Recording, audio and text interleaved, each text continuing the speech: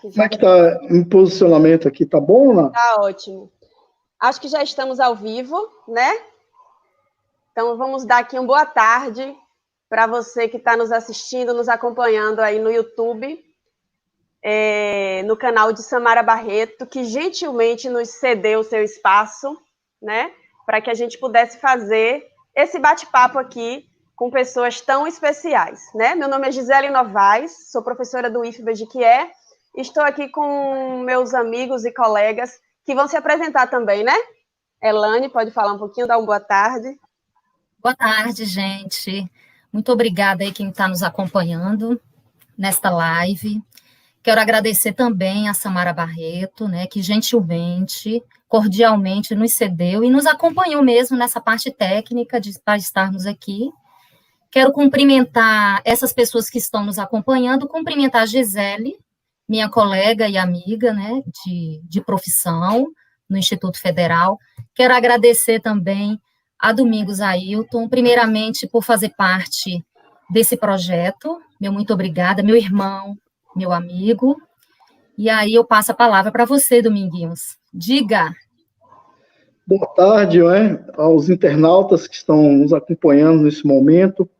Gostaria de agradecer a Deus, por estarmos aqui inicialmente, agradecer às minhas amigas, irmãs, Elane Nardotto e Gisele Novaes, por terem organizado este e-book sobre a minha vida. Agradecer desde já aos 50 autores, 25 homens e 25 mulheres que escreveram textos que com certeza são textos interessantes, eu ainda não tive o prazer de ler, e agradecer a Samara Barreto por ceder esse espaço no seu canal no YouTube e dar toda a nossa assistência técnica, ela que é uma parceira nossa. Agradecer também a Gil Lemos por fazer o card, por acompanhar toda a produção audiovisual, e vocês podem também mandar perguntas ou comentários aí, e estou à disposição dessas minhas duas queridas professoras, prefaciadoras e organizadoras do e-book, Elane Nardotto e Gisele Novaes. Isso aí. Então, Domingos meio que já adiantou, né? O que nós estamos fazendo aqui? É um pré-lançamento, gente. É um pré-lançamento de um e-book em homenagem a esse nosso cidadão de Quierense, que é uma figura tão ilustre, tão especial para a nossa cidade, né? Para a cultura, para a educação, para a política, para o meio ambiente e para muita coisa que vocês vão ver quando tiverem acesso a esse e-book, tá certo? Bom, o título achei muito sugestivo. O título dessa live é As 50 Faces de um Sertanejo Multifacetado. E aí, Domingos, eu queria saber de você. Você se vê nesse título? É isso mesmo que é Domingos Ailton?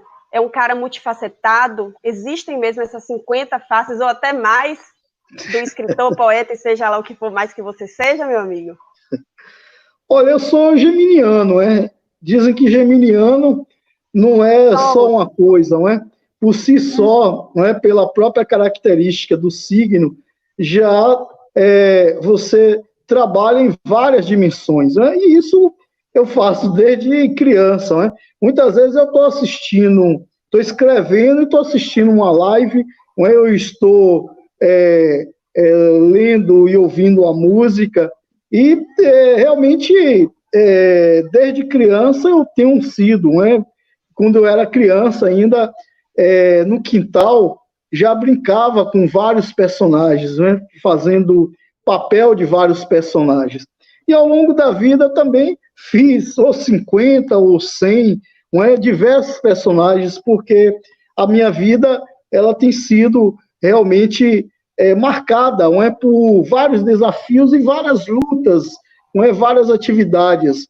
Eu escrevo desde criança, eu fui um orador, também desde criança, falava nas reuniões da comunidade, nos comícios da oposição, fui ator, muita gente não sabe, mas eu participei como ator, inclusive, por um curso que houve aqui em Jequié, Chapéu de Palha, em 1984, eu era o mais jovem, não é? Eu tinha 14 anos na época, era o mais jovem ator. E eu acho que com aquele curso e com o Roda Viva, que eu participei no teatro, eu aprendi muito a participar de várias coisas, não é? Ser um ator realmente na vida, como ambientalista, professor, jornalista, enfim, são diversas faces realmente que a gente tem enfrentado nessa vida aí, nesse dia a dia. Não é? Eu acho que cada momento você tem que agir de acordo com aquela realidade. Não é? Então, por isso existem várias faces. Isso, então o título está explicado, né, Elane? O que a Elane também tem para dizer? Olha só, Domingos, eu fiz a leitura, né, dos 25 textos, eu fiquei responsável por receber os textos dos homens e Gisele por receber os textos das mulheres. E eu fiquei, assim, com muita vontade de compartilhar vários trechos do texto, que vem ao encontro, inclusive, disso que você acabou de falar, desse homem mesmo multifacetado e de muitas faces. E aí eu gostaria de ler só um trechinho de um dos textos, não vou falar a autoria, depois você vai ter a surpresa, para você entender como esses seus amigos, como essas pessoas te veem de fato, como esse homem mesmo multifacetado. Tem aqui, ó. Domingos é um homem ponte, que abre passagem e aproxima mundos. Homem raio, que desencadeia acontecimentos. Homem numeroso, que não anda só e cujos passos vão no compasso dos coletivos a que serve. E por servir a sua terra e ao seu povo, que esse jequiense tinhoso é também zeloso guardião da memória e da natureza, histórias e falares da caatinga, e ungido pela cangaceira Anésia. Então, assim, você está vendo como é que as pessoas de fato te veem, né? Bem, e teve uma coisa que me chamou a atenção na leitura dos textos. Em 2 dos textos, eu li, né, e fiquei surpresa, inclusive, porque eu sou sua amiga e irmã, e a gente bate muito papo, e eu não sabia desse fato, que você, aos 12 anos de idade, subiu num palanque, inaugurando o seu protagonismo político, e eu fiquei realmente muito surpresa, eu não sabia. E 2 pessoas relataram isso. Você, inclusive, subiu no palanque para fazer um discurso em favor da candidatura de José Leal à Câmara e do candidato a prefeito Juraci Novato. E também soube, né, corroborando com a ideia inicial, que você iniciou sua militância no Partido Comunista aos 12 anos também. Como é que foi isso, Domingos? Como é que é esse Domingos político que começou tão cedo, uma criança, começou assim de forma muito, não vou falar precoce, começou cedo, esse protagonismo político? Eu gostaria de agradecer, não sei quem escreveu, né, pela poesia do texto, dizer realmente eu tive uma participação política bem cedo. Eu fui, desde criança, junto com minha mãe, participar da comunidade eclesial de base da Igreja de São Francisco, na Feirinha. E lá nós seguimos muito, no catolicismo, a linha chamada Teologia da Libertação, que era exatamente uma reflexão voltada para o cristianismo primitivo, que era aquela igreja que Cristo e seus apóstolos fundaram, aquela igreja voltada para os mais pobres, para os oprimidos da sociedade. Por isso, Cristo foi crucificado. Então, de forma que a gente tinha uma reflexão à luz da palavra de Deus, mas uma reflexão política também, de intervenção política. E eu, naquelas reuniões, ainda criança, eu falava, se reportava aquela situação. Então, com 12 anos de idade, eu teve um comício, era ainda a época da ditadura militar, e eu fui convidado a falar, né? E eu fui o orador mirim, né?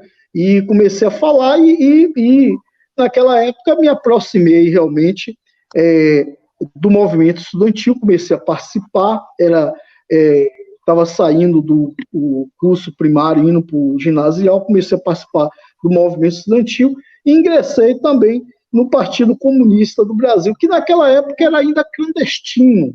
Então, eu fui, inclusive, o mais jovem dirigente do partido dentro do interior da Bahia. Eu tinha 13 anos quando entrei no partido, e naquela época, por uma questão estratégica, nós tínhamos que ter, inclusive, um codinome, um nome de guerra no partido, não é? E o meu nome era Diogo no partido. A gente enfrentava a ditadura militar, não é? O Serviço Nacional de Informação, SNI, e eu fazia esses discursos, não é? Eu aí comecei a militância política, o partido ainda clandestino, o Partido Comunista do Brasil, o movimento estudantil. Eu fui primeiro secretário de Cultura, depois fui presidente do Centro dos Estudantes Universitários Secundaristas de Jiquié, o SEUJ, foi uma entidade importante que conseguiu a Casa do Estudante de Jiquié, em Salvador, conseguiu a meia passagem no transporte coletivo, benefícios que até hoje são importantes para os estudantes. Participei ativamente da luta pelas diretas já. Naquela época foi feito um abaixo-assinado e eu fui a pessoa que mais conseguia assinaturas, não é, para levar para o Brasília, para o Congresso Nacional, que infelizmente não houve naquele período a aprovação da emenda Dante de Oliveira das diretas já. Então eu participei realmente ativamente, ainda criança, né? Alguns até diziam, vão brincar, menino, mas eu já brincava, já vinha de toda a imaginação, mas fui porque realmente tinha aquele gosto pela participação nas lutas políticas. Nossa, muito bom. E aí, Gisele? A gente vai lendo os textos e vai se emocionando até, né? Com coisa que você disse aí mesmo, que não conhece há tanto tempo e não sabia. Existem vários adjetivos nos textos, né? Poeta, ambientalista, escritor, professor. Você foi chamado até de Dom Quixote. Se você fosse colocar assim, qual foi a primeira a primeira característica sua, dessas que as pessoas têm citado? Qual que você acha que foi assim, que primeiro se destacou? Foi o escritor, foi o ambientalista, ou foi o político, ou foi outra que eu não citei aqui? Eu acho que realmente a minha atividade, eu comecei como escritor. Eu até respondi um questionário, uma entrevista, semana de um estudante da Unifax, em Salvador, sobre a minha vida, sobre a minha produção literária, porque aos 6 anos de idade eu escrevi um conto sobre um velho índio que buscava varas, onde é hoje o loteamento Sol Nascente, para fazer arco e flecha para que eu brincasse. E eu gostava muito de ouvir a contação de histórias. Eu nunca fui de jogar futebol. Tinha aqui as peladas, o Baba aí no Cururu, que é um campo aqui próximo de casa. Eu nunca fui envolvido com futebol, mas gostava muito de ouvir histórias. E eu não tinha noção nenhuma, tinha entrado com uma escola com 3 anos de idade, e com 6 já escrevi alguma coisa, e escrevi um conto, eu não tinha noção de que eu estava escrevendo um conto, sobre aquele velho índio que era o Pedro, que se tornou Pedro Januário de Freitas, porque meu pai inventou Januário de Freitas, já que ele não tinha sobrenome.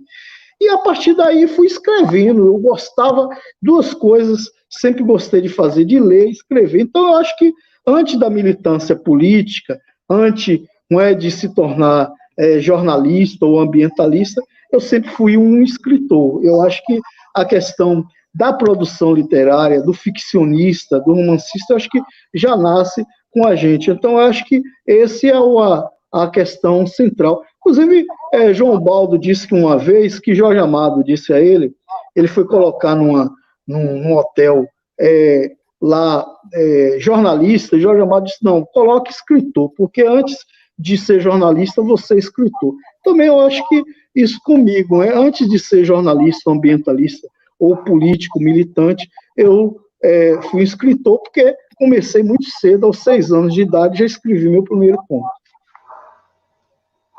Dominguinhos, olha só, eu vou ler um outro trechinho. Eu achei esse trecho muito lindo, eu acho que vale a pena a leitura. Tem vários trechos. Inclusive, antes da live, eu conversei ao telefone com o Raimundo Matos, professor da UESB, que foi uma das pessoas que escreveu. Aí eu falei, nossa, Matos, você não economizou nos adjetivos, isso que Gisele acabou de mencionar, né? E vou ler um trechinho aqui, que eu nem lembro a autoria de fato. Você vai ter a oportunidade de ler, se emocionar, como eu me emocionei lendo esses textos. Andarilho gosta de viver a cidade a pé. Quem nunca encontrou Dominguinhos andando por Jequié é porque não anda pelas ruas da cidade. Figura de nosso cotidiano urbano, conhece como poucos o sabor de cada esquina, o ritmo de cada calçada, a textura e as cores de cada paisagem, as manhas e simpatias dos nossos habitantes. E o seu trafegar a pé pela cidade nos faz pensar na mais nobre função da polis, a de pertencer ao povo. Eu achei isso fantástico, é bem você mesmo, né? Essa coisa de estar em contato com as pessoas, né? E voltando àquele assunto rapidinho do palanque, um determinado texto aí me trouxe o dado de que quando você estava lá fazendo o seu discurso, né, em favor dos candidatos, tinha uma mulher que estava eufórica, encantada com o seu discurso, com o seu protagonismo, né, no mundo político, que é Dona Helena.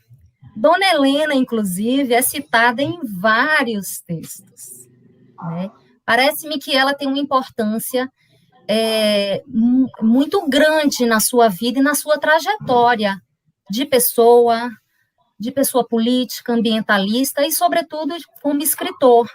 Inclusive, em muitos momentos, quando você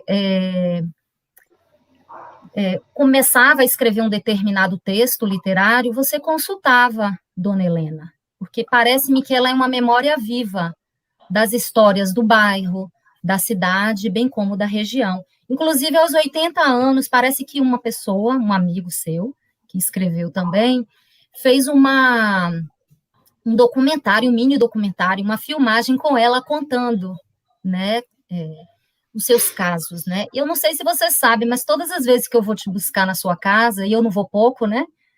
Quer dizer, agora nesses 90 dias a gente já não está podendo fazer isso. Mas todas as vezes que eu vou buscar você lá, eu sempre fico na lateral da janela e ela sempre me atende, com aquele sorrisão, né? Dona Helena, sua mãe. E aí eu olho para ela e falo, eu vou raptar seu filho. Aí ela morre de rir. Talvez você nem saiba, mas eu dialogo assim com ela se acaba de rir. Então, assim, eu entendo Dona Helena, através dos relatos, né, que eu recebi dos textos, como uma grande mulher, uma guerreira, e que teve e que tem uma importância muito grande na sua existência. E aí, eu acho legal também trazer esse Domingos também da esfera privada, da esfera particular de filho de uma grande mulher. O que você nos diz, Domingos? Sem dúvida, minha mãe é uma figura de uma imensa grandiosidade, é uma grande contadora de histórias. Então, o fato de eu trabalhar nos romances, nos contos, uma marca, não é, da contação de história, vem muito disso, né? E minha mãe, ela também, além de conhecer muito das histórias, e ela tem esse vídeo feito por Robson, mas ela já foi entrevistada, por exemplo, pela TV Sudoeste, já cantou Bendito de São José, da Pedra Santa. Ela tem uma vivência, ela viveu, conhece muito o sertão. Então, muito do que eu escrevo, e às vezes o que eu escrevo, eu pergunto muitas vezes a ela, né, em relação a aquela informação. Então, ela, e além disso, ela teve uma participação política muito grande. Então, todos esses movimentos que ocorreram, tanto no período da ditadura militar como pós-ditadura, teve a participação dela, ela sempre estava lá. Franco, ex-presidente da Câmara, sempre lembra disso, dela estar sempre lá acompanhando as sessões, as discussões. Foi uma pessoa que tem uma presença ativa nas comunidades eclesiais de base. Não é? Então, é uma figura que ela tem, não é, um sol próprio, um giro próprio, que as pessoas que vêm aqui em casa admiram muito. Então, ela é realmente uma referência e contribuiu e muito. Mesmo porque ela foi, assim, o pai e a mãe, porque eu perdi meu pai quando eu tinha ainda 14 anos de idade, nem tinha 15 anos ainda, né? E ela foi o pai e a mãe, e foi, assim, uma pessoa que tem me acompanhado e trabalhado muito, além de ser essa grande contadora de histórias. Então, eu devo muito a ela, não só na minha vida, não pessoal, mas também enquanto escritor. Maravilha. Domingos, e você, assim, eu e a Elane tivemos a honra, né, de receber essa missão desse projeto, desse trabalho, de fazer essa homenagem a você. Eu não sei se a gente já falou, mas Dominguinhos fez 50 anos, dia 24 de maio, né? E aí, esse cinquentenário, a gente não pôde aglomerar a gente, fazer um festão, né, Domingos? A gente festeja com literatura, com esse e-book que está ficando lindo.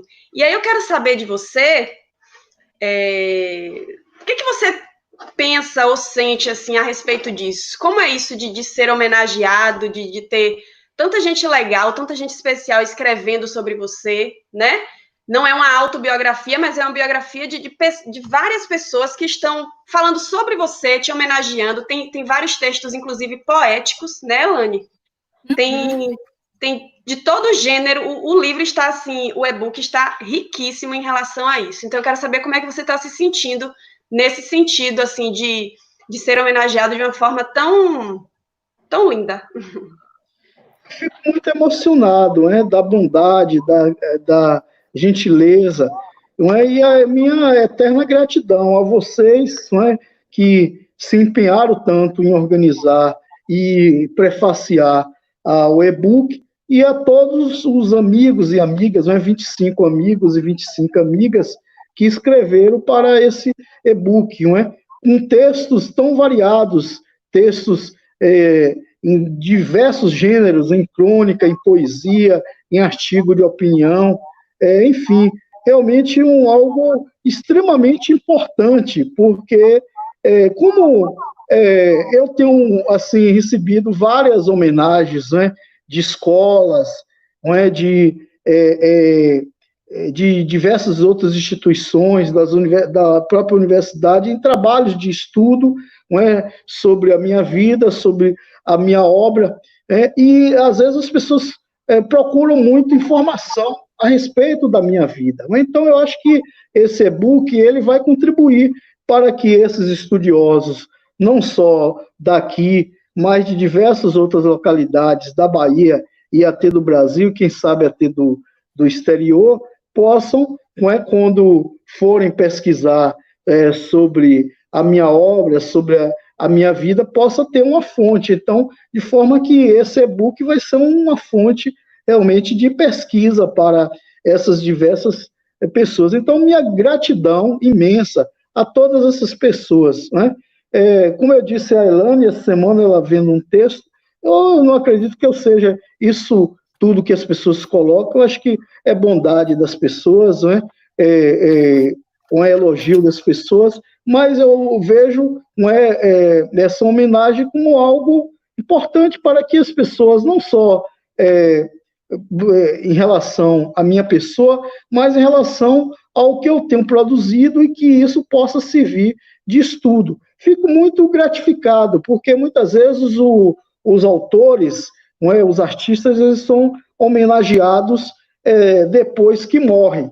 Por exemplo, o Ali Salomão, que eu tive o prazer de conhecer e era meu amigo, o Jorge Salomão também, foram dois grandes poetas, duas grandes figuras. Eu acho que Jequié não homenageou a altura enquanto eles estavam vivos. Não é? Então, no meu caso, eu acredito que as pessoas têm homenageado, não é, bastante em diversas escolas, tem sido trabalhado. Inclusive, fui escolhido, não é, por um trabalho feito pela professora Ivone Amorim como um guardião da memória de Jequié, e eu acredito que essa homenagem é bastante significativa para todos esses estudiosos e pesquisadores. Então, minha grande gratidão a todos esses amigos e amigas.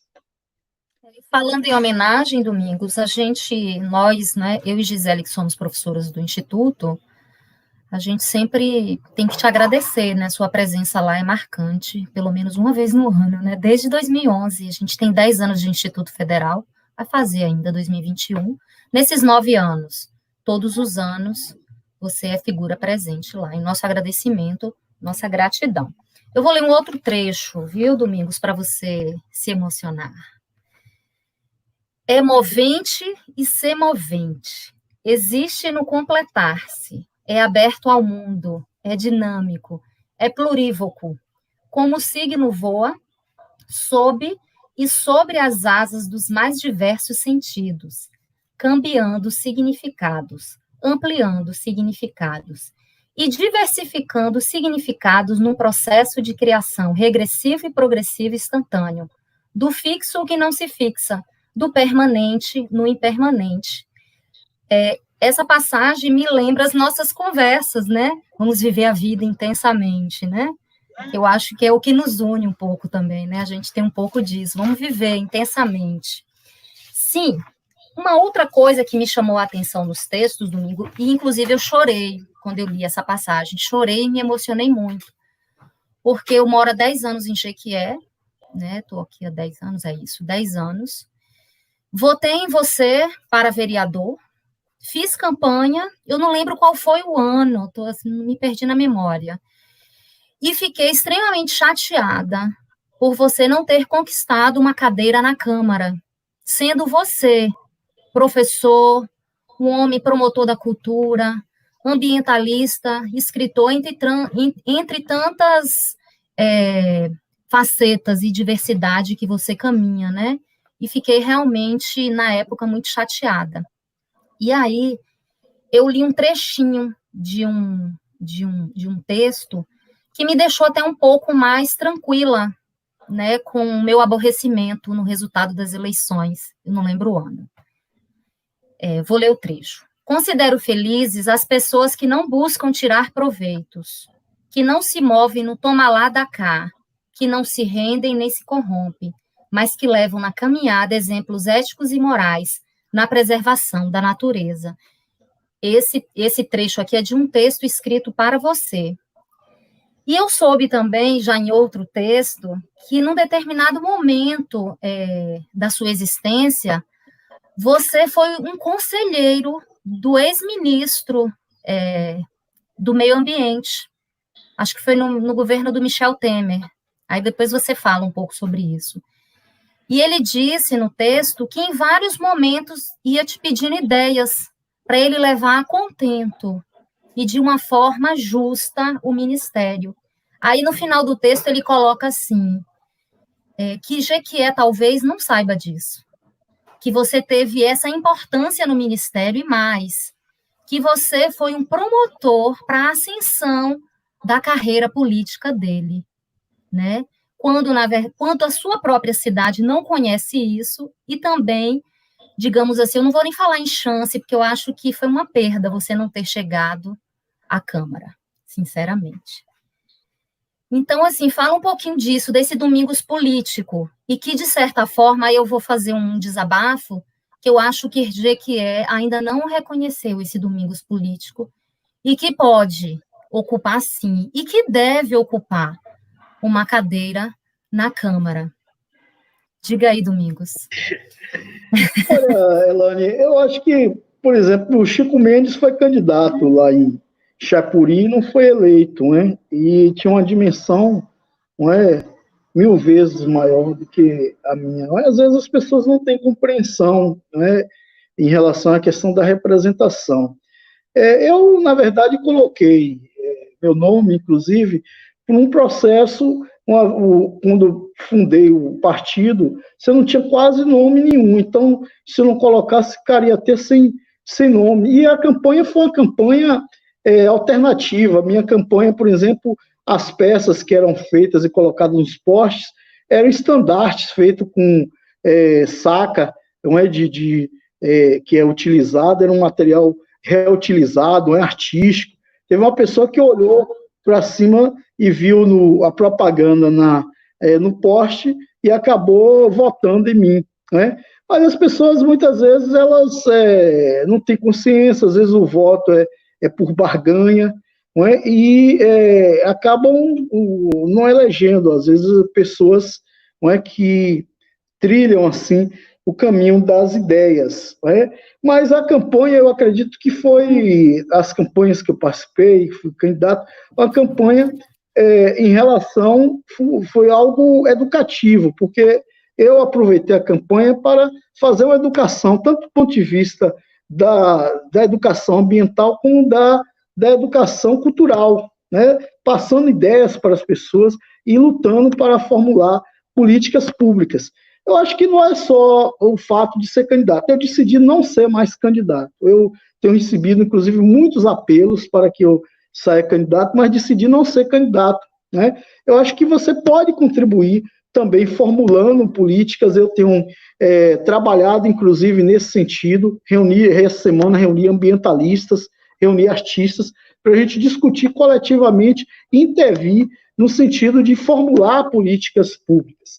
E realmente o Edson Duarte é um amigo, irmão, não é? E eu aqui no movimento em defesa do Rio das Contas, ele lá em Juazeiro, movimento em defesa do Rio São Francisco. Conheci Edson ainda em 1994, na época do Verde Trem, que Robson Roberto, inclusive, participou, e foi naquele momento que conheci Robson Roberto, naquela viagem memorável, né? Saindo de Salvador e indo até Juazeiro, o mesmo trajetório que fez o Exército para ir para Canudos, e parava em cada local, e conheci Edson, uma figura importante, contribuir realmente na luta quando ele foi deputado federal, e contribuir também quando ele foi ministro, né? E ele foi um nome bastante substituindo o Sarney Filho, que era um ambientalista.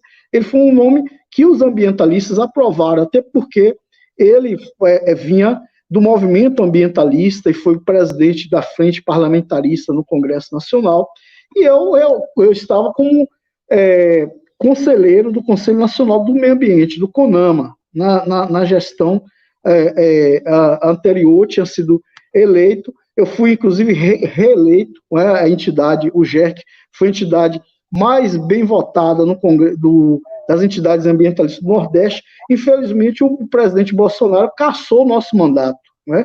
Nós somos cassados, não é, por conta dessa truculência do presidente. Mas quando o Edson foi ministro, eu era conselheiro, então estava sempre, conselheiro do CONAMA, estava sempre em Brasília. E aí ele muitas vezes me pedia opinião, sugestões, e eu fui dando, e muitas daquelas ideias que nós colocamos, ele colocou em prática e acabou virando política pública, não é? de meio ambiente. Então, realmente foi uma satisfação, não é, ter Edson lá e ter contribuído também nesse sentido, enquanto ambientalista, enquanto conselheiro do Conselho Nacional do Meio Ambiente, para o trabalho dele à frente do Ministério do Meio Ambiente.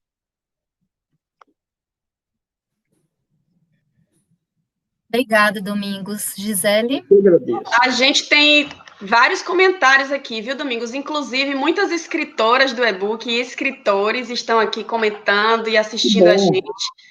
Deixar um boa tarde especial para eles e elas, né? Não vou falar os nomes, né, Elane? Vamos deixar para revelar com o próprio lançamento do e-book. Acho que cada um vai conhecer aos pouquinhos. Eu vou ler aqui, tem algumas perguntas. Eu vou Tenho aqui de Fábio Santos, que é o nosso diretor lá de departamento do IFBA. Ele fala assim, ó: ser multifacetado não é necessariamente falta de identidade. Nesse sentido, como o próprio Domingos Ailton se identifica?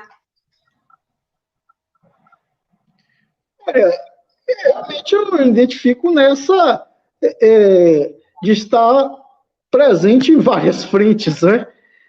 De ser esse multicultural. Eu acho que a gente pode ser singular e plural ao mesmo tempo. Jequié é muito disso. Jequié é uma zona de transição. Ao mesmo tempo, é boca do sertão e borda da mata.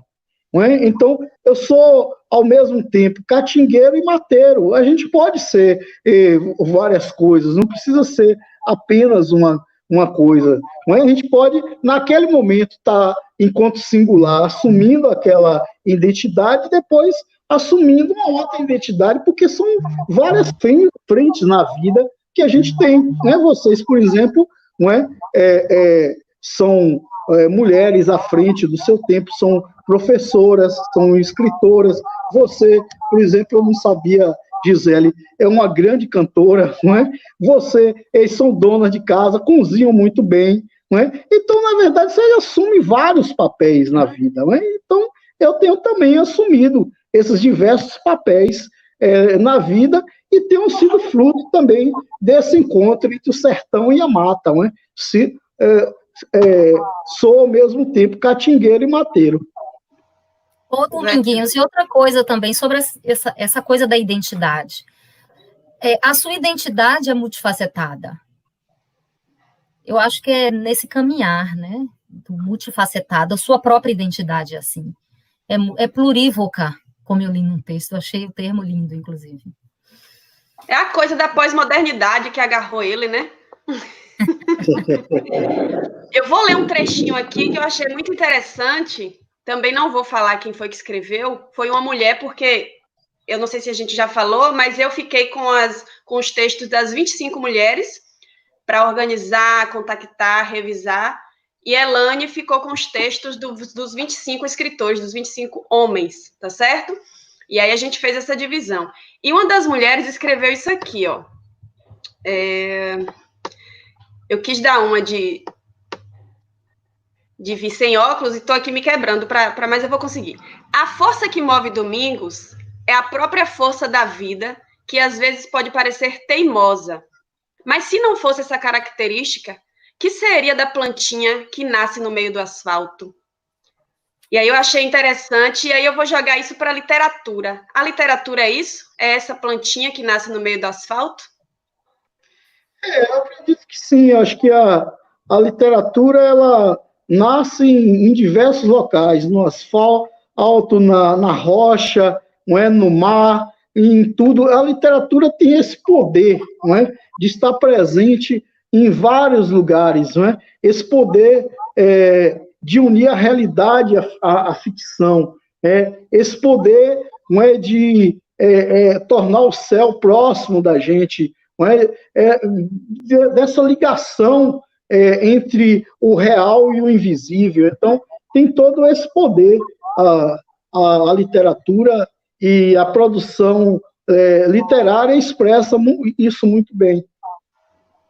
Ô, Dominguinhos, tem uma pergunta aqui de Luiz Rogério, mas antes de fazer a pergunta de Luiz Rogério, eu vou ler um trecho dele, inclusive. Esse trecho eu lembro que é dele. Ele fez a pergunta e tem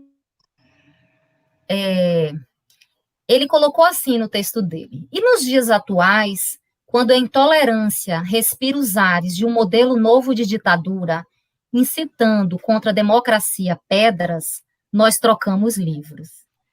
Né? Rogério está se referindo à nossa conjuntura atual, né? O que está realmente ocorrendo e o que está se delineando para nós, né? E nesse mesmo texto, Luiz Rogério, ele fala um pouco de algo curioso também e inquietante para mim, porque você só tinha, acho que 9 anos de idade, ou 8, e você, aos domingos, distribuía o jornal da Tribuna Operária. E ele, Luiz Rogério, se inspirou em você também, quando te via tão jovem, tão criança, fazendo aquele trabalho, inclusive inspirou na trajetória dele, de político também, de esquerda, né? E aí ele pede para que você fale um pouco sobre essa sua faceta, né? Tão menino. Eu tenho uma filha de 11 anos, vai fazer 11 anos. E aí fico imaginando você com 9 já fazendo isso tudo, já nesse protagonismo todo, né? Então, se você puder falar um pouquinho, vai ser legal. E ele pergunta, o Luiz Rogério. Não era 9 anos, nessa época eram uns 12, 13 anos, né? É porque era pequenininho mesmo, e parecia que tinha 9. Não, na verdade, a Tribuna Operária foi um jornal muito interessante, um jornal de circulação nacional, que eu, inclusive, tive o meu primeiro poema publicado, que foi um poema em homenagem a Teotônio Vilela, que foi uma figura importantíssima na luta pela anistia no Brasil. Quando ele morreu, eu escrevi um poema e o jornal Tribuna Operária publicou esse poema. Nós organizávamos, o jornal Tribuna Operária era ligado ao PCdoB. O PCdoB, naquela época, era clandestino ainda e não podia ter o seu jornal, que era a Classe Operária, circulando. Então tinha esse jornal, um jornal de massa, e a gente fazia mutirões aos domingos para vender o jornal.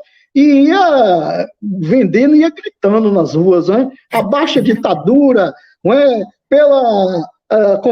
pela direta já, pela convocação da Assembleia Nacional Constituinte e tal, ia chamando a atenção das pessoas. E as pessoas, evidentemente, chamavam muita atenção o menino ali, eu era um menino ainda na época, participando, gritando. Cotrim lembrava muito disso, né? Quando me via e falava que eu passava gritando, ainda criança, vendendo a Tribuna Operária. E a Tribuna Operária a gente fazia também reuniões para estudo dos textos. Aí foi, inclusive, que eu comecei a ter contato com os textos do marxismo, de Marx, de Engels, de Lenin, de Bakhtin, diversos textos, e ter uma formação marxista. Está aí também Valdec Almeida de Jesus, grande poeta, que foi meu companheiro, inclusive na fundação da União da Juventude Socialista, da UJS, que é um braço direito do PCdoB, do Movimento Estudantil, e também foi meu diretor de imprensa, o Galinha Pulando, o organizador do site Galinha Pulando, foi meu diretor de imprensa lá no Grêmio Estudantil do IERP. Eu fui o primeiro presidente, e Valdec foi o primeiro secretário de imprensa do Grêmio Estudantil, que a gente denominou de Naelza Coqueiro, em homenagem a uma guerrilheira que viveu em Jiquié e foi assassinada no Araguaia, que estudou no IERP, era o colégio que nós estudávamos. Nós fomos, eu presidente e ele diretor do primeiro Grêmio Estudantil, da primeira diretoria após a ditadura militar, porque a ditadura acabou com os grêmios estudantis, criou um centro cívico, que era uma coisa direcionada, tinha um professor orientador, e os grêmios representavam a liberdade. Então, nós fomos dessa diretoria, e isso foi um marco histórico. Então, eu acredito que inclusive, esse fato de Valdec ter sido o diretor e o editor do jornal Jornadas Estudantis, despertou, inclusive, para que ele depois seguisse a carreira de jornalista, se formasse em jornalismo e trabalhasse toda aquela articulação que ele é hoje um grande articulador cultural. Assim também Luiz Rogério, que teve uma participação intensa no movimento estudantil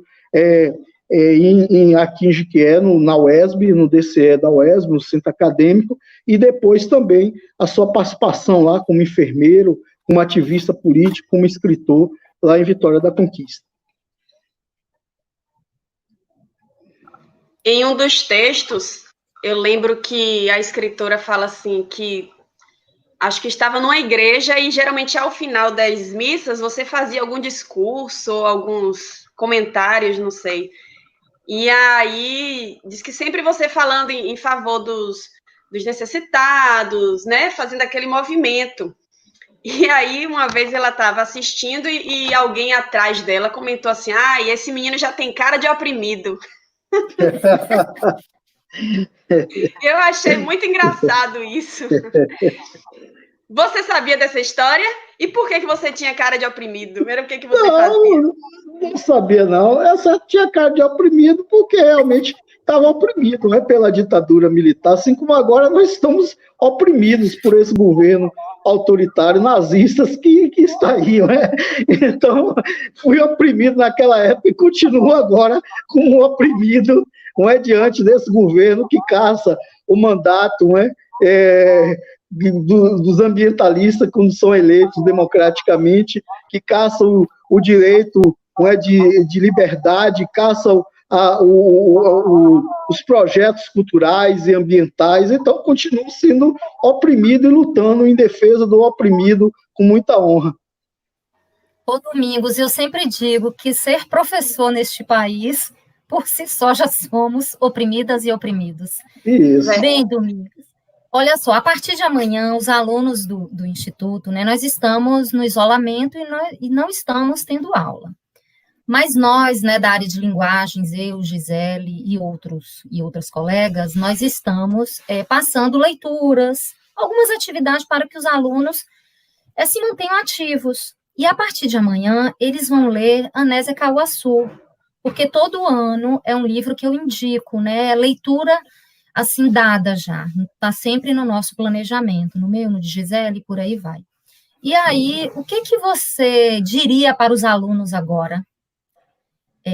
Por que eles devem ler Anésia Cauaçu? Quando eu vim morar em Jequié há 10 anos, eu li Anésia. Aliás, quando eu soube do lançamento, eu estava em Salvador, porque na época eu estudava em Salvador e morava lá. Mas aí soube, não te conhecia muito, te conhecia assim, um pouco de vista, já sabia da sua militância e tal. E aí, quando eu soube do livro, eu não sei se você se lembra, mas imediatamente eu fui atrás de você, eu quero comprar esse livro. Porque eu era uma recém-chegada, né, uma estrangeira em Jequié, e queria conhecer a história da cidade. Falei assim, não, toda cidade que eu passo, que eu moro, eu tenho esse hábito mesmo de procurar saber como foi. E aí eu não fui pega pela história, eu fui pega pela mulher, por esta grande mulher que é a Anésia. Acabou que virou segundo objetivo, um objetivo secundário, digamos assim, porque a história dela realmente me encantou. E desde que eu li, acho que foi 2011 ou 12, foi logo na época do lançamento, eu passei a adotar esse livro no Instituto mesmo, de fato. E aí, o que você diria agora, você, Domingos, escritor de Anésia Cauaçu, uma grande mulher, né, todos, pelo menos a cidade já conhece essa história, através do seu olhar. O que você diz aos nossos alunos? Por que esses alunos devem ler Anésia? A Anésia foi uma mulher à frente do seu tempo, né? Foi a primeira mulher a ingressar no cangaço. E diferente de outras mulheres que participaram do cangaço, como Maria Bonita, Lídia e Dadá, ela não era a mulher do cangaceiro, até porque Afonso não era cangaceiro, mas ela era uma liderança do cangaço, né? Então, foi uma mulher que liderou há 100 anos atrás, quando as mulheres eram apenas objeto, não é? Ela liderou um bando de homens, de mais de 100 homens, e com um detalhe importante, ela atirava melhor do que os homens. Chegou a atingir o dedo do tenente Etelvino com mais de 200 metros de distância, não é? Atirando de uma Mauser. Ela é uma mulher que lutava capoeira, uma mulher que envurtava, segundo Dona Alvina, não é? Que a conheceu e que eu tive o prazer de entrevistar. Não é? Ela foi uma das mulheres mais importantes, como disse a historiadora Melody Del Piore, que é uma consagrada historiadora, inclusive escreveu um livro sobre a história das mulheres no Brasil e lamentou, inclusive, de Anésia não estar nesse livro, porque ela diz que Anésia era uma das mulheres mais importantes do seu tempo, daquele tempo da República Velha. Ela enfrentou o poder dos coronéis, e essa mulher viveu no sertão de Jequié. Então, algo, né, é uma figura para gente do mundo inteiro, não é, que quer conhecer mulheres empoderadas, não é, mulheres que não é, e estiveram na luta num momento tão difícil, onde prevalecia o machismo, o patriarcalismo, possam ler. E também, sobretudo, nós que moramos aqui em Jequié, não é? Nós temos ainda um dever maior ainda de conhecer essa história, porque ela faz parte da nossa identidade cultural. E o livro Anésia eu escrevi muito nesse ambiente do sertão, não é? Ele traz muitas informações das características das espécies vegetais e animais do sertão, não é? De costumes, não é? E aí eu aprendi muito com as histórias que minha mãe contava, com os contadores de história, com meu tio Rosalvo, seu Braulino, que era meu vizinho aqui, Manuel, Louro, não é? Então traz muito essas características dessas dessa tradição oral que eu ouvi, que não é, procurei muitas informações com base nessa tradição oral. Então, eu acredito que é um livro, não é, que ele foi indicado para o vestibular da UESB, ele tem sido objeto de estudo. Agora, por exemplo, tem um estudante de mestrado, Ian Vinícius, né, que está pretendendo estudá-lo juntamente com outras obras que se reportam ao sertão, como Grande Sertão Veredas, Vidas Secas, o 15, etc. Então, eu acredito que é um livro que as pessoas precisam ler, não só não estou dizendo isso porque eu sou o autor do livro, estou dizendo, sobretudo, não é pela figura que foi Anésia Cauaçu, que representa para a nossa identidade cultural e para as mulheres e os homens do mundo inteiro que amam a liberdade, né, que desejam um mundo mais fraterno, igual, não é, um mundo em que as pessoas sejam respeitadas. Então, a Anésia representa tudo isso. Isso aí. Todo mundo que lê Anésia vai fazer essa recomendação, né? Especialmente quem é jiquiense, quem é da terra, que lê a obra, se reconhece muito na obra. Nos lugares que a obra se passa, você vai identificando e vai percebendo o contexto histórico daquilo ali, né? Você já tocou no assunto que eu ia perguntar, mas como foi essa... A gente via sempre o vestibular da UESB há muito tempo que pede, né, alguns livros como referência para algumas questões na prova. Como foi para você receber essa notícia, né, que seu livro, Anésia Cauaçu, estaria no vestibular? Eu fiquei emocionada, por já ter lido o livro e por conhecer o autor. Eu imagino você, o que não deve ter sentido, né? Eu acho que a Anésia já alcançou uma importância, assim, já saiu dos espaços, né, que parecia ser só daqui. Não é mais um romance só regional. O que é a Anésia hoje? O que é que você sentiu? Eu fiquei muito feliz, não é? Porque, geralmente, a UESB é uma instituição que faz parte da minha vida. Eu estudei lá e, inclusive, quando o Jorge Amado esteve em Jequié para a comemoração dos 80 anos, eu falei em nome dos alunos de letras, lá do curso de letras da UESB, em homenagem a Jorge Amado. Eu dei, inclusive, um exemplar a ele do Fogo do Povo, e ele me presenteou com o romance Jubiabá. A UESB, eu fui professor da UESB, professor substituto, até o ano passado. Então, é uma instituição que eu tenho um carinho muito grande. E a universidade, ela sempre trabalhava com os chamados cânones, não é, da literatura nacional, não é, de outros lugares, não é, de outros lugares do Brasil, e passou, então, a incluir, não é, no vestibular da UESB, a Anésia Cauaçu, não é, que tem sido também objeto de estudo.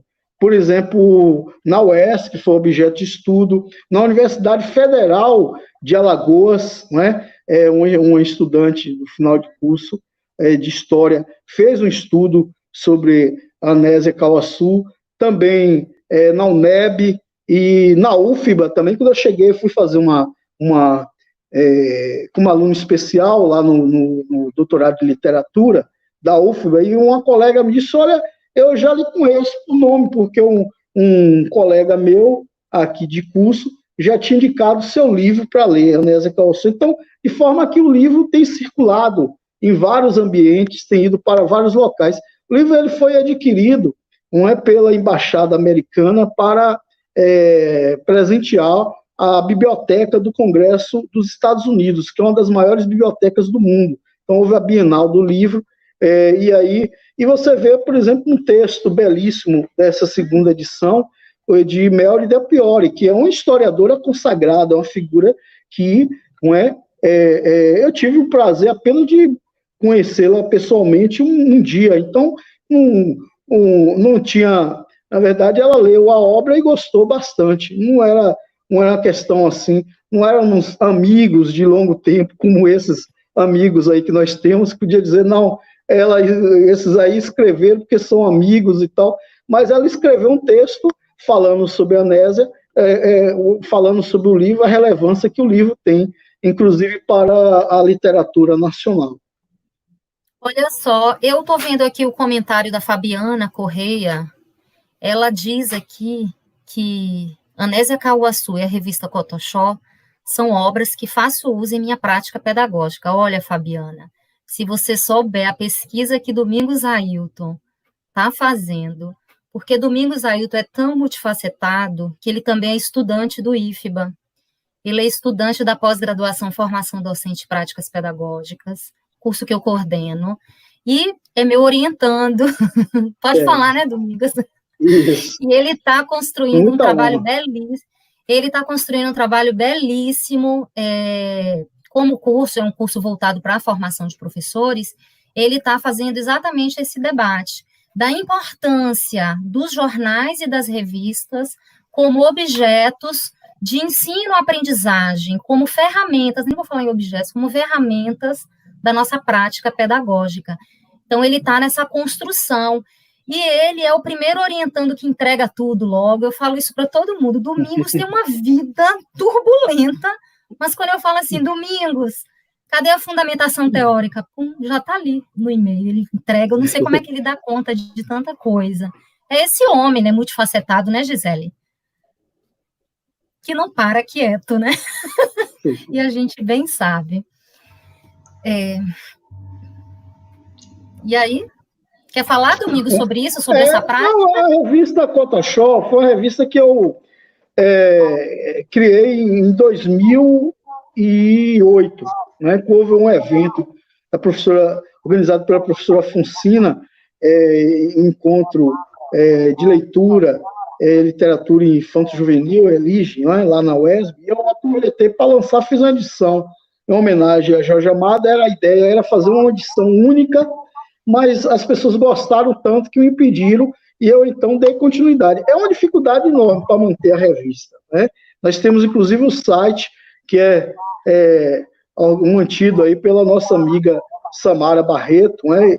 www.revistacotoxó.com.br, né? E a revista, ela tem muitos colaboradores interessantes, inclusive você, Elane, né? Amanda, Ieda Sampaio, Raimundo Matos, Dalva, Valdec, enfim, foram várias, Kelly Costa, são várias pessoas que escrevem para a revista Cotoxó, e isso é algo extremamente importante, porque nós temos pessoas em várias áreas do conhecimento. E como nós temos aqui muita dificuldade, por exemplo, porque os livros didáticos, eles não trazem informações sobre aspectos locais. Por exemplo, um livro didático não traz informação sobre o Rio das Contas. Já a revista Cotoxó traz. O livro didático não traz informação sobre esse potencial biológico que nós temos em Jequié, essa área de transição, entre dois biomas e um ecossistema. A revista Cotoxó traz. Não traz sobre a memória da região. E já a revista Cotoxó traz. Então, quando a professora Fabiana utiliza, por exemplo, os textos da Cotoxó, como suporte didático nas escolas, isso é muito importante, porque isso permite que o aluno ele tenha não só acesso aos diversos autores que escrevem, os articulistas que escrevem para a Cotoxó, mas tenha acesso a essa informação, que é uma informação que não está presente nos livros didáticos, porque os livros, inclusive, eles refletem muito o eixo Rio e São Paulo, mas a Cotoxó traz essa nossa realidade. Então, isso é importante, esse, inclusive, é objeto do meu estudo lá no curso. Eu faço o curso com muito prazer. Às vezes as pessoas perguntam, mas você não já é mestre, já está até estudando, fazendo lá uma disciplina no doutorado, o que é fazer especialização? Eu falo, olha, o conhecimento, posso voltar a fazer um curso técnico, como eu fiz, um curso de rádio e TV. Conhecimento, não existe essa coisa de que você, porque tem um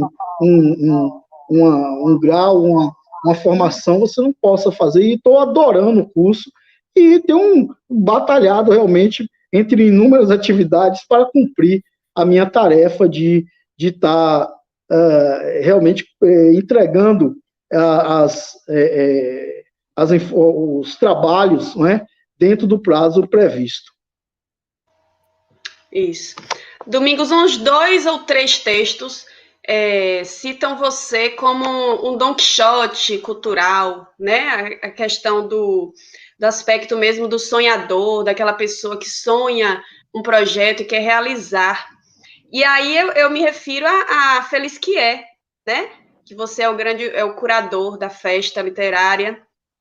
E muitos textos se referem a Feliz que é com muito carinho. E como esse fruto desse suor mesmo, desse Don Quixote que sonha. O que você pode falar da Feliz que é para a gente, né? Assim, geralmente quando a gente visita e vai ver, já está tudo pronto, né? Mas quando a gente pensa nas dificuldades, porque promover cultura no Brasil é difícil, qualquer tipo de cultura. Mas aí a gente pensa, escrever um livro, tocar para frente uma revista e promover uma festa literária. O que a gente coloca aí de mais trabalhoso e o que a gente precisa para melhorar isso? A Feliz que é um fato interessante, porque a Feliz que é, a ideia da Feliz que é nasceu na mesa de um bar, né? Eu fui com Carlos Souza e Valdec de Almeida Jesus para o Congresso da União Brasileira de Escritores, o 3º Congresso. Os 2 primeiros aconteceram ainda na época, né, da década de 30, 40, quando escritores como Jorge Amado, Raquel de Queiroz, Graciliano Ramos, Mário Andrade participavam. E nós participamos, em 2011 do 3º Congresso. Então, nesse 3º Congresso, que aconteceu lá no interior de São Paulo, em Ribeirão Preto, eu, em conversa com o Valdec, tive a ideia, então, de, numa mesa de bar, de criar uma festa literária, que a gente chamou de Festa Literária do Sertão de Jiqué. Festa Literária do Sertão de Jiqué. Esse internacional foi Valdec que colocou, mas colocou bem legal, porque naquele mesmo ano, Roberto Leal, que é um poeta, escritor, articulador cultural de Salvador, trouxe um escritor de Angola. E esse ano, nosso amigo Valdec trouxe um escritor, como é o país, Camarões, na África também, esses nossos irmãos escritores africanos. Então, realmente é um caráter internacional. E a Feliz que é algo muito interessante, porque nós trouxemos nomes relevantes da literatura, da música, do teatro, do cinema. Na primeira edição, por exemplo, veio para Jiquié Tuca Espinheira, que fez o filme Cascalho. Tuca Espinheira é irmão do poeta Rui Espinheira Filho. Tuca Espinheira tinha saído de Jiquié, nunca tinha voltado mais, tinha saído na adolescência, nunca tinha voltado, e voltou a Jiquié. E foi a última vez que ele veio a Jiquié, porque ele veio exatamente para a Feliz que é. Nós trouxemos, por exemplo, Jorge Salomão, que morreu esse ano. Iríamos trazer novamente, mas infelizmente o destino não permitiu. Mas a última vez que Jorge Salomão veio a Jiquié foi exatamente na Feliz que é. Trouxemos, por exemplo, a atriz Ingra Liberato, que é uma grande atriz, fez Ana Raio, naquela novela Ana Raio Zé Trovão. Trouxemos também Ana Cecília Costa, grande atriz jequeense, que tem feito sucesso nos palcos, na televisão e no cinema. E diversos nomes nós temos o Danilo Caymmi, grande músico, compositor, filho do Dorival Caymmi, um nome que tocou junto com Tom Jobim. Então, a Feliz que é tem sido esse encontro, não só da literatura, mas das diversas outras linguagens de arte, com nomes que são de Jiquié e que vivem lá fora e que as pessoas não conhecem, e que passam a conhecer quando vêm para Jiquié, e nomes também que são consagrados nacionalmente, mas que às vezes as pessoas não têm também acesso, só tem acesso se for a uma festa literária, uma festa de Paraty, que eu vou todos os anos, juntamente com a professora Zilda Freitas, mas que as pessoas aqui não têm acesso. Então, A Felisquer é esse movimento. A gente tem enfrentado muita dificuldade, o poder público municipal não apoia, né? É uma luta para você realizar uma festa literária como essa, mas é uma luta que vale a pena, e aí nós temos duas grandes articuladoras dessa festa, que são a professora Elane e a professora Gisele, que deram uma contribuição enorme na edição do ano passado. Vamos lutar, vamos ver como é que vai ficar essa situação aí em relação ao Covid-19, para saber se a gente tem condições de ainda esse ano, mesmo que faça uma festa menor, uma estrutura menor, que a gente faça novamente, que é um encontro das pessoas. As pessoas, muita gente se conhece, o Robson Roberto, por exemplo, que vem todos os anos, ele faz amizade com as pessoas, não é? Criou vários amigos, vários laços de amizade na Felisquer. A filha dele diz, pelo amor de Deus, fez a abertura ano passado, diz, pelo amor de Deus, Domingos, não me deixe de fora da Felisquer, porque eu adoro. Olha que Maribel é uma doutora, uma figura conhecida internacionalmente, não é? Mas é uma jequiense, tem um amor muito grande por Jequié, não é? E tem um amor fortíssimo pela Felisquer. Ela poderia, não precisa de um evento assim, porque ela é convidada para eventos no Brasil e no exterior, mas ela faz questão de vir para a Felisquer, como também o Robson, a Mariluza e a esposa dele, o Valdec, o Carlos Souza, não é? Tá aí. Então, é um encontro dessas pessoas tão bacanas, tão pessoas geniais, esse encontro a Felisquer. Ô, Dominguinhos, tem uma pergunta aqui, né, sobre se esse ano a Felisquer será virtual, mas antes de você responder, quero dar um alô aqui para Rosana e Luiz Rogério, que eu tive a oportunidade de conhecer no Espírito Santo, em 96, e eu fiz a revisão, eu acho que foi a revisão do texto do livro do movimento metamorfista, que eu acho que ocorria aqui na UESB, né? E aí Luiz Rogério está dizendo aqui que desde aquela época eu já estava conectada a Jequié, e eu acho que eu já estava conectada a você, Domingos, porque eu sei que a nossa história é de outras vidas, nós somos irmãos mesmo, né? E isso é muito bacana, né? Esses encontros existenciais, né, que a gente tem, né, que ocorre na nossa vida, né? E é isso. Sim, agora voltando à pergunta da Fabiana, esse ano a Felisquer será virtual? Olha, nós torcemos para que seja presencial, certo? Porque, como eu disse, realmente um encontro permite esse entrosamento entre as pessoas. Se não for possível, não é por questão de saúde, de evitar aglomeração, etc., aí faremos virtual, mas ainda estamos trabalhando numa perspectiva, não é, de ser realizada. A gente estava previsto para realizar no final de outubro, novembro ou dezembro, não é?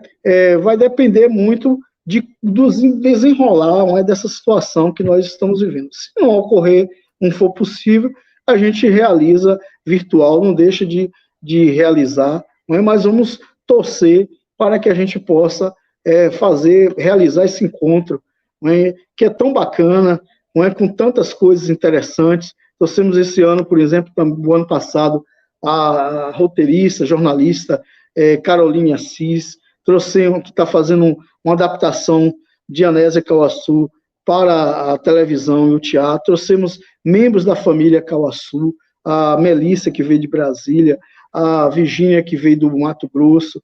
Então, é esse encontro entre pessoas de diversos lugares do Brasil e até do mundo, como é o caso desse escritor que eu citei, que veio de Camarões no ano passado. É isso. Então, assim, Dominguinhos, a gente poderia passar a tarde toda aqui conversando, né? Porque assunto é o que não falta. Dominguinhos é uma enciclopédia viva. O que você quiser conversar com ele, você consegue. Mas, gente, nós vamos encerrar. Nós vamos encerrar não porque o assunto encerrou, porque teria muita coisa para falar, mas porque a gente quer também que você... A gente quer que esse momento seja um despertar para que você tenha a curiosidade, tenha a vontade de ver esse e-book que está lindo, tá certo? Mandar um abraço aqui virtual para essas pessoas que estiveram com a gente até agora, tá certo? Que fizeram os comentários aí também riquíssimos para interagir com a gente aqui e enriquecer a nossa live. Agradecer a amiga e professora Elane Nardotto, maravilhosa. Tamo juntas. Dominguinhos, primo, amigo, colega, né? E dizer que, gente, esse foi o pré-lançamento. A gente vem ainda depois com o lançamento, quando tiver tudo pronto, né? O e-book já foi revisado, só vai agora entrar no forno da editora para sair para a gente, tá bom? E aí eu queria realmente agradecer também a Samara Barreto, maravilhosa também, que cedeu o espaço para a gente, né? Com toda a generosidade, está com a gente aqui, embora vocês não estejam vendo, está por trás das câmeras, né? Como a gente pode dizer. Organizando tudo aqui para a gente. Muito obrigada. Se inscreve no canal dela, que é maravilhoso, uma marketing digital maravilhosa, ela. Sigam ela no Instagram. Sigam ela no Instagram, Samara Barreto, para conhecerem um pouquinho também do que ela faz, do que ela traz para a gente. Elane também quer se despedir do pessoal, para a gente encerrar? E Dominguinhos. Quero agradecer, né, sobretudo as pessoas que estiveram aqui nos acompanhando. Eu acho que esse diálogo é bacana. Falar de literatura, como disse Rita Zuleika, que participou ativamente, é uma grandiosidade, é sempre muito bom. Amo falar de literatura. Quero agradecer a vocês dois irmãos, uma irmã e um irmão. Gente, é muito bom ter família, assim, pelo mundo afora e ter vocês aqui. Eu realmente amo estar com vocês.